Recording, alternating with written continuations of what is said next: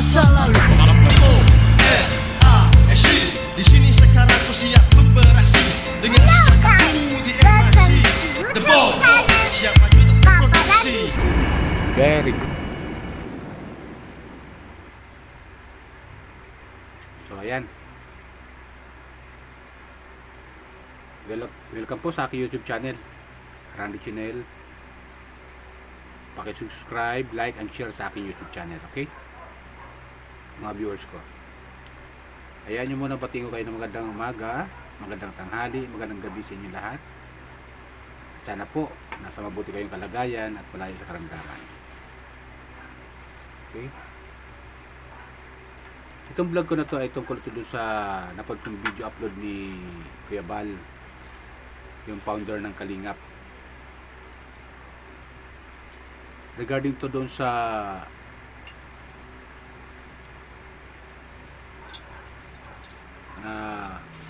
i-vlog niya na ano to, yung magkapatid na si Erica at si Sheila B. Si Erica yung kapatid dati ni Ido, yung collab team dati sa Kalingap Angel, dating Kalingap Angel tong si Erica, at yung kapatid niya si Sheila B. So itong comment ko o reaction doon sa vlog ni Kuya Bal patungkol doon sa tiyahin nila, na ayaw nga kay Kuya Bal ay naiinggit itong tiyahin nila Erica at saka ni Sheila May, dahil sa itong sila Erica ay meron nga sila yung sponsor na nagbigay ng kalahating milyon, 500,000, mga ganun ba? Wow! Mga viewers ko, mga kapwa ko subscriber ng Kalingap, doon sa napanood ko na yon, grabe yung pagkabigla ko. Ang akala kasi natin, binawi lang ng sponsor nila si Mr. June A. Yung pangalan ng tao na nag-sponsor kay Erica para sana doon sa pabahay. Pero ayon sa narinig ko kay Kuya Bal at dun sa video upload na dun sa ipinarinig ni Kuya Bal na salita ng kanilang tiyahin,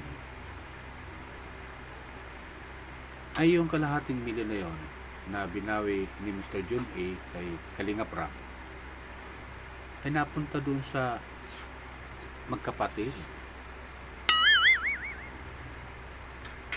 Napunta doon sa magkapatid. Sa madaling sabi, parang ayaw ka doon kay Kuya Bal, ha? Ayaw sa tiyahin nila, ha?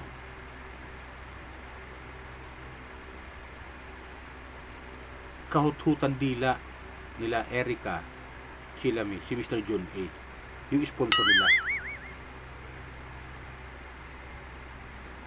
Binulgar ng tiyahin nila. Pero para sa akin,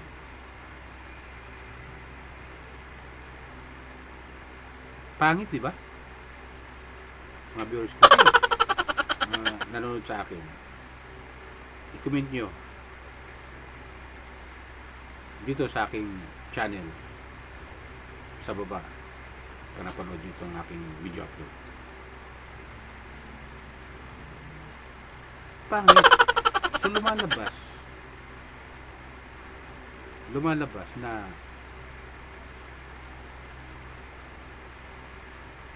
itong sila Erica at saka Sheila May, trinedor nila si Kalingap Rap. Para sa akin, ha, opinion ko lang naman, o reaction. Comment ko lang naman. Reaction. Galing ah. Lumalabas na trendor nila si Kalinga Prab. Bakit? Wala ba silang tiwala kay Kalinga Prab? Hindi alam naman natin si Kalinga Prab eh. Subok na natin na talagang tumutulong at talaga pag sinabing papagawa ng bahay, papagawa talaga ng bahay. Pagka-trader yun eh. Ginawa nila Erica at saka ni Sheila, yung magkapatid.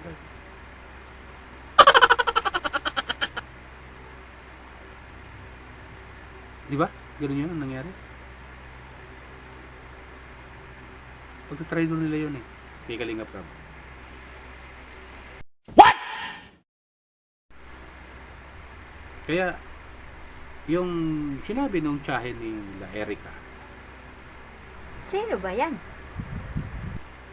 eh maaaring totoo yun. Yung sinabi niya yun. Kaya nga itong si Kuya Bal, sabi nga niya, binigay pa nga yung cellphone number niya para tawagan at mag-usap sila. Kausapin si Kuya Bal. So, ano ba talaga ang totoo? Pero para sa akin bilang isang viewers,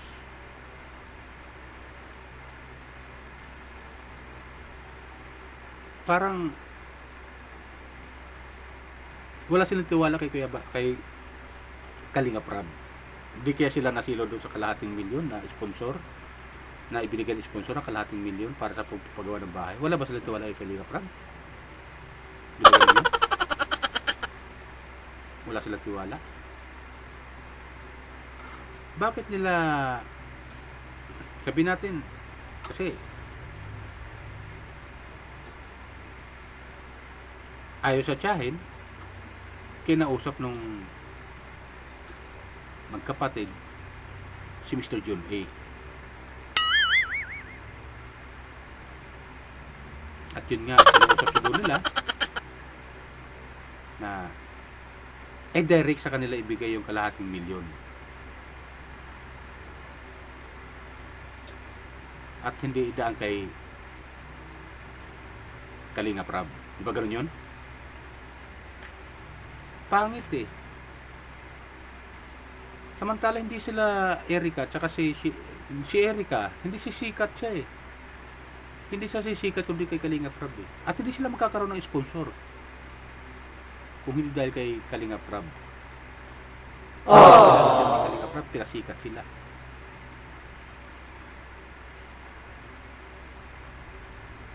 Tapos ganun pa ang gagawin kay Kalinga Prab. Pagka-trader yun eh.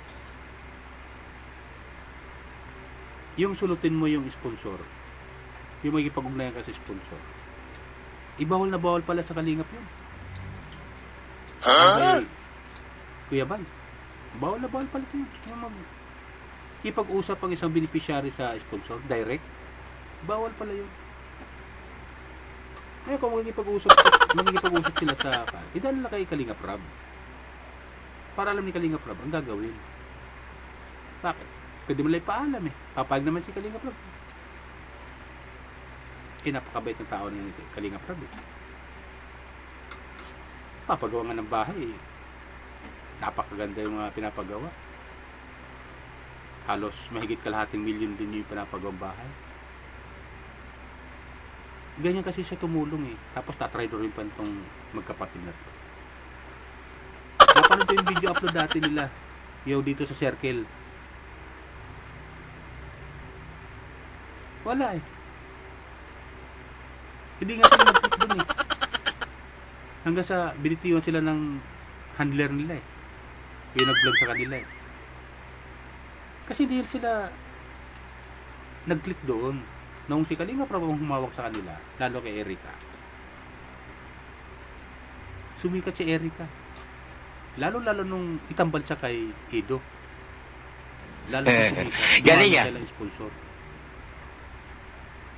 Siguro, itong si Sheila May, dahil nakatatandang kapatid ni Erica, kinausap si Erica na kumaari lahat ng sponsor na nagbibigay ng tulong para sa kanila ay i-direct na lang, at kinausap si Erica siguro na i-direct na lang yung tulong at hindi na idadang kay Kalinga Prab.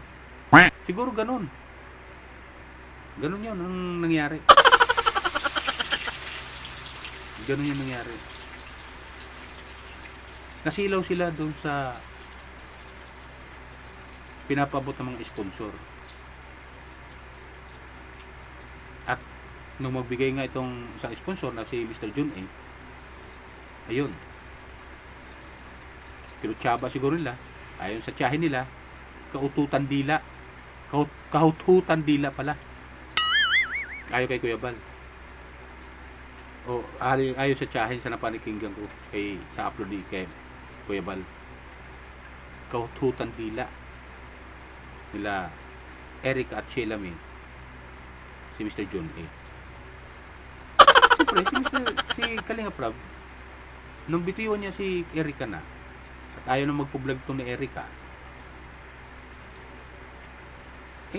kinausap niya si Mr. John A kung anong plano dun sa kalahating milyon na pabayad sana nila Erica. Sagot agad ni Mr. John A, binawi, babawiin yung kalahating milyon. Di ba? Binawi agad. Iba, ilayo mo sa akin to. Ayoko makita ito. Maita ulo ko. Na kung sabi nga ni Kuya Bal, kung sa kanya ibinigay yun, wala sa makukuhang ni Singkonduling doon sa kalahating milyon. Ang bibigyan ni Kuya Bal, resibo. Resibo. Ayaw kay Kuya Bal. Siyempre, binigay na yun eh. Pwede naman, bakit sila Erica lang bang pinapagawa ng bahay ni Kalinga Brad? Di ba marami naman? So nga lang, sa nakikita ko talaga ron, naging swapang sila. Yung magkapatid, naging swapang. Yun yung nakikita ko doon, naging swapang sila. Nasilaw sila sa kalahating milyon. Na kung tutusin, ipapagawa ni Kalinga Prab yung bahay na yun. Nakaplano na eh, may plano na eh para sa bahay. Maganda nga pagkakaporma eh. Na kung tutusin, hihigitan pa doon ni Kalinga Prab yung kalahating milyon o maaaring madagdagan. Hindi man higitan, dagdagan man lang. Dahil sa plano talaga na ipapagawang bahay, aabutin talaga na mahigit 1 milyon yun, yung ganung formang bahay. So nga lang, trenador nila si Kalinga Prab eh. May pagkakabaan sa sponsor, kinausap yung sponsor. Siguro, kinausap na kung maaari, tsaka lang ibigay yung kalahating milyon. At nangyari nga yun. At itong kahit Galing ah. ayaw kay Kuya Bal, inggit na inggit. Hindi siguro na bahagian. Alam, pagdating talaga sa pera talaga, pag nasilaw talaga, mawawala talaga respeto mo talaga sa kapwa mo eh. Pag sa pera, mawawala respeto mo eh sa kapwa. Kayo ang magkakamag-anak eh, nag-aaway-aaway dahil lang sa pera ni Mr. John eh. Yung tiyahing galit na galit. At binulgar nga na gano'n na nangyari. Tama yung pinarinig ni Kuya Bal na isang reactor din nila na si Miss Bupil yata, Bupil. Oh. Mga ganun, Miss Bupil. Tama yung ni Miss Bupil na materialistic itong sila Erica at saka si Sheila May. Kasi nga naman, doon sa unang nag-vlog sa kanila, hindi ganun kalaki ang nagbigay. Walang sponsor na nagbigay na ganun. Kay Kalinga Prab lang nangyari yun. Kalinga Prab lang. Dahil maraming subscriber si Kalinga Prab. Doon sa mga subscriber na yon, mayroong mga nanonood na mga kahit pa paano may kaya sa buhay. At dahil natutuwa nga sila, nagbibigay sila ng ayuda o pagmamahal. Material man na bagay o cash.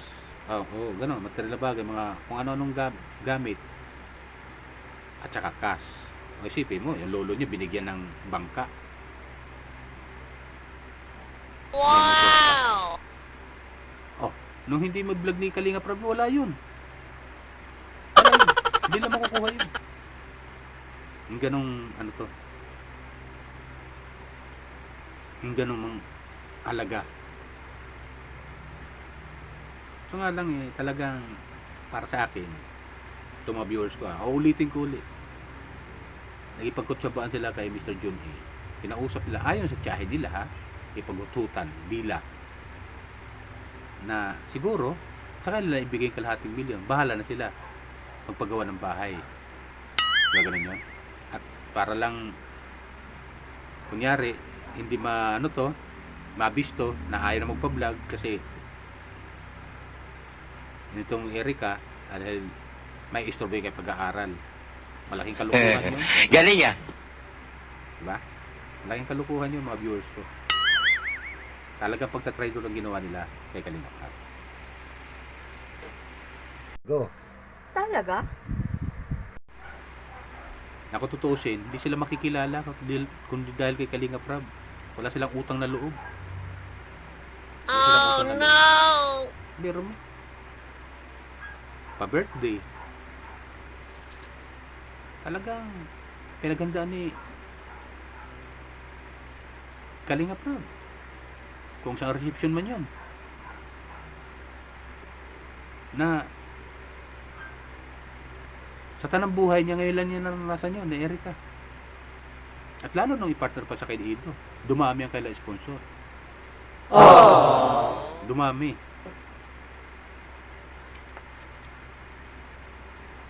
Mahilang talaga sila sa material na bagay.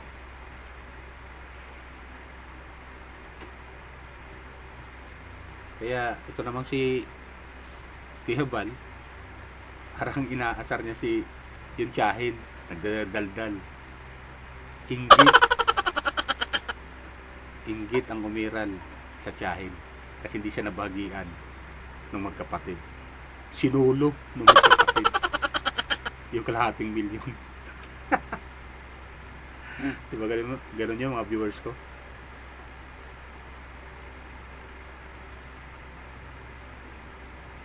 Tapos yun nga, nag-live at napakinggan ni Kuya Bal. At yun nga, binigyan ni i-vlog ni Kuya Bal yung kanyang reaction at comment doon sa tiyahin. Grabe. Ganun pala yun. Bilib din ako sa magkapatid na to. Ngayon, meron pa ba sa kailang nag-i-sponsor? Tuloy-tuloy pa ba sponsor sa kanila?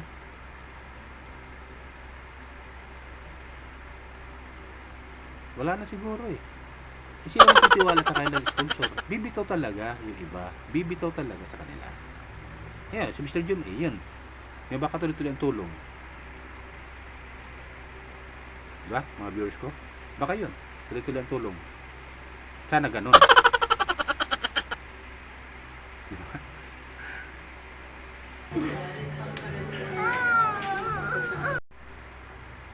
Okay. Yun lang sa akin. Nga pala, paalala ko lang po hindi po ako official na reactor at commentator ng Kalinga. Hindi po. Nag-reactor ako at nag-comment kung ano napapanood ko sa Kalinga. At napapansin nyo, wala akong video na ginagamit. Nila? Video clip. Kasi di ako marunong pati. Di ako marunong. Dadang ko yung aking video, yung aking comment sa video para mapanood nyo rin mga viewers ko. Hindi po ako official na commentator at reactor ng Kalinga. Okay? Sila po, paalala ko lang po ulit. Paki-subscribe, like, and share sa aking YouTube channel, Run Channel. At paki-comment na rin. Okay? Hello po sa akin, mga viewers ko, subscriber ko. Okay, bye. Ingat po tayo lagi. Pagpalain po tayo ng pumay kapal. Okay?